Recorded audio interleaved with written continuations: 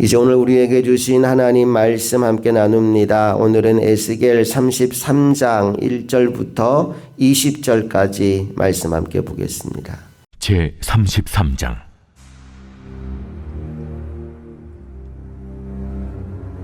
여호와의 말씀이 내게 임하여 이르시되, 인자야, 너는 내 민족에게 말하여 이르라. 가령 내가 칼을 한 땅에 임하게 한다 하자.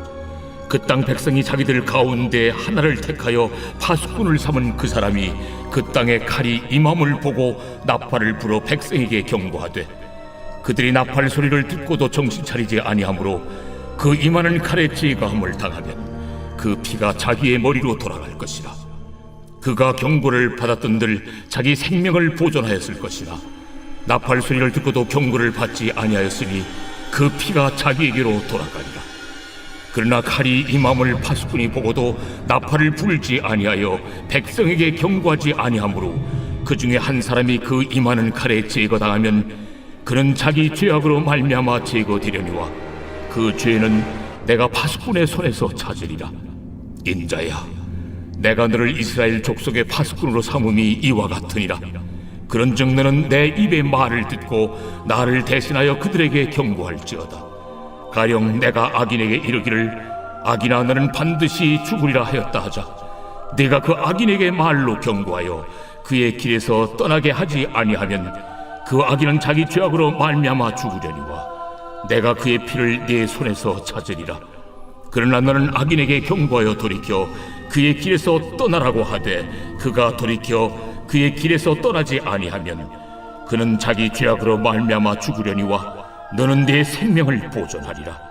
그런즉 인자야, 너는 이스라엘 족속에게 이르기를, 너희가 말하여 이르되, 우리의 허물과 죄가 이미 우리에게 있어 우리로 그 가운데에서 쇠퇴하게 하니 어찌 능히 살리요 하거니와 너는 그들에게 말하라. 주 여호와의 말씀이니라. 나의 삶을 두고 맹세하노니 나는 악인이 죽는 것을 기뻐하지 아니하고 악인이 그의 길에서 돌이켜 떠나 사는 것을 기뻐하노라. 이스라엘 족속아, 돌이키고 돌이키라. 너희 악한 길에서 떠나라. 어찌 죽고자 하느냐 하셨다 하라.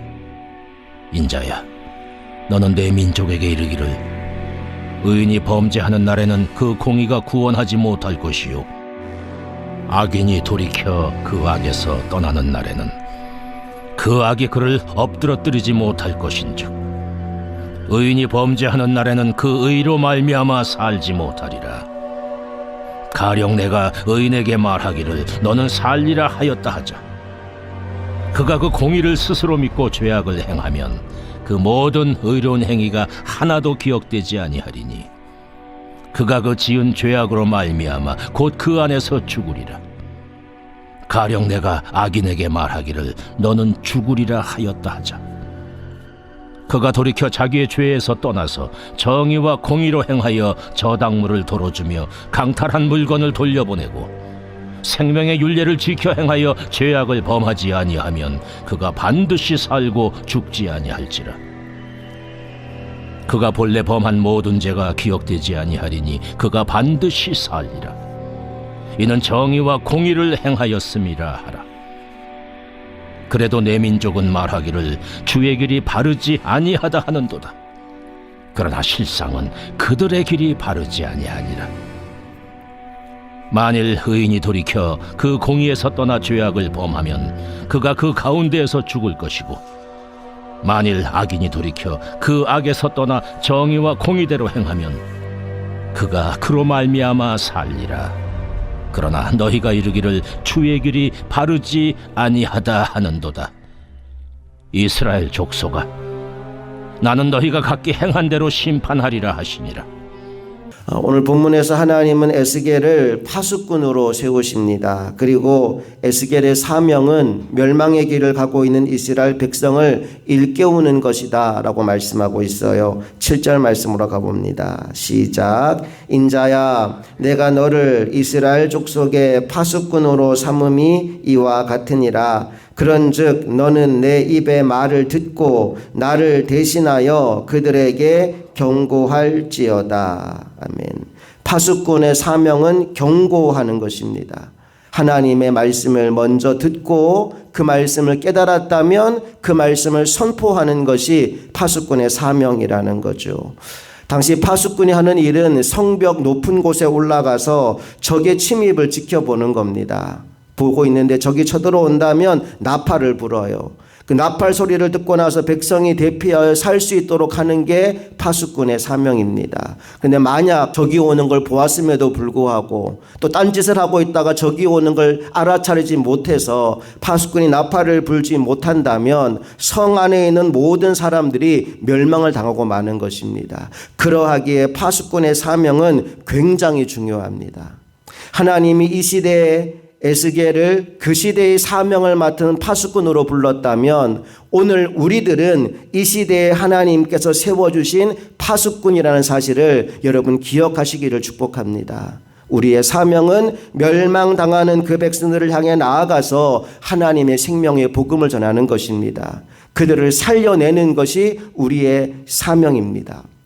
오늘도 우리 교회 표처럼 하나님의 말씀으로 내가 먼저 살아나고 세상에 나가서 멸망길 가는 그들을 살려내는 이 시대의 파수꾼들이 다 될 수 있기를 주님의 이름으로 축복합니다. 계속해서 11절 말씀 다 함께 읽어봅니다. 시작. 너는 그들에게 말하라. 주 여호와의 말씀이니라. 나의 삶을 두고 맹세하노니 나는 악인이 죽는 것을 기뻐하지 아니하고 악인이 그의 길에서 돌이켜 떠나 사는 것을 기뻐하노라. 이스라엘 족속아 돌이키고 돌이키라. 너희 악한 길에서 떠나라. 어찌 죽고자 하느냐 하셨다 하라. 여러분, 이게 하나님의 본심입니다.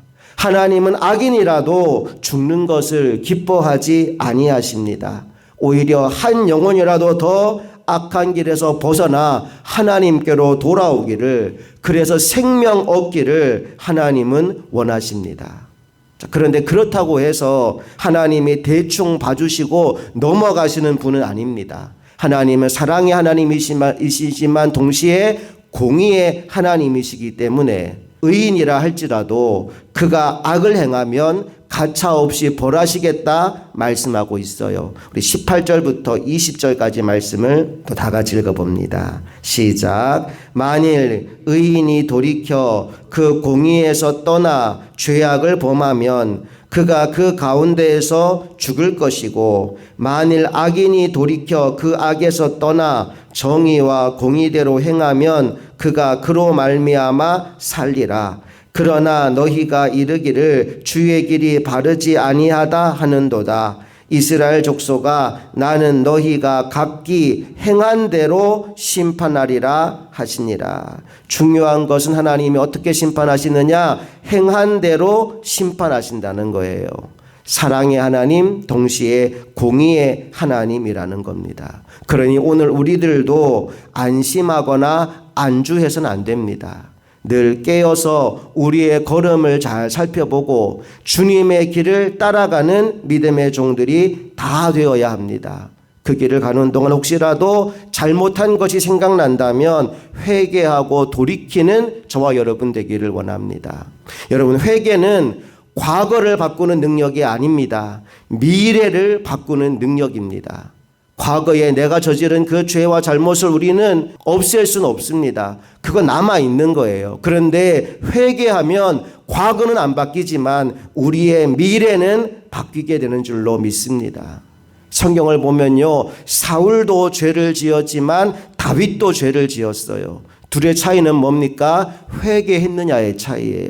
사울은 죄를 범하고도 회개하지 않으므로 멸망당합니다.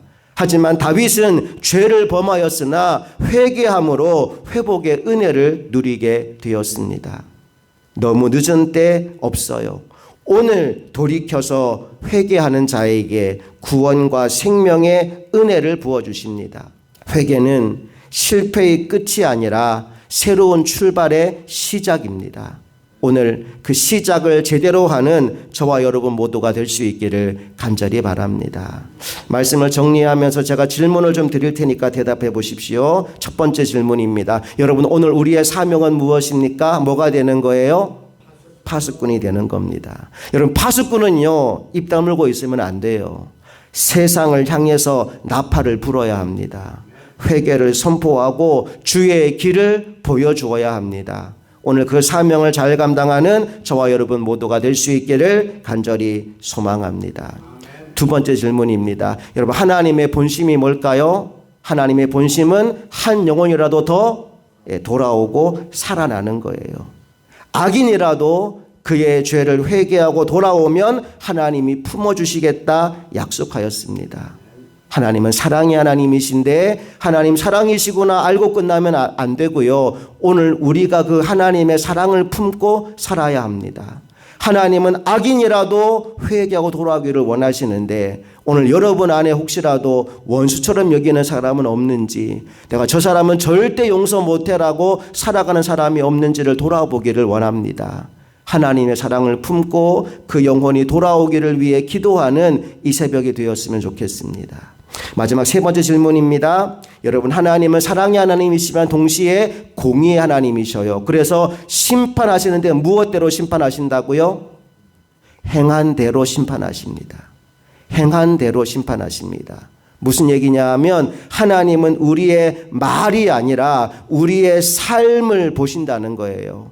오늘 우리가 어떤 삶을 살아가고 있는지를 하나님이 보고 계신데 하나님의 눈 앞에서 오늘 이 하루를 남은 평생을 살아갔으면 좋겠습니다. 내가 이미 예수 믿고 구원받았다고 안심하고 안주하고 있는 것이 아니라 늘 깨어서 기도하고 회개를 통하여 회복의 은혜를 누리며 살아가는 주님의 백성들이 다 될 수 있기를 간절히 소망합니다. 함께 기도하시겠습니다.